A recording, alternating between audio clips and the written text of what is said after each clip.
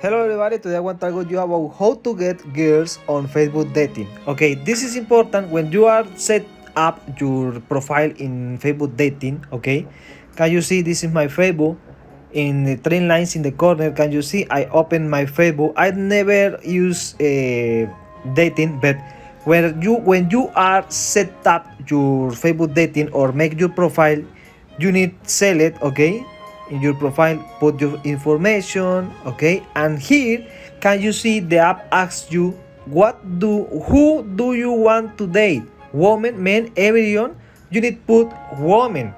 And what who do you want to be friends with? Facebook dating has a new friend future that woman. Okay, this is important because with that information Facebook show you girls or men's. Okay, this is all for this video.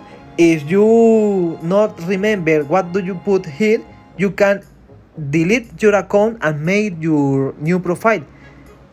With that you can watch new profiles or same profiles that you see or watch before.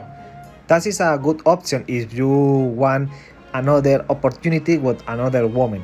Okay, have a good day. Sorry for my bad English, I know that is awful. I just want to try to get more experience with me speaking. What do you think about my English? Is good or is the most awful in the world?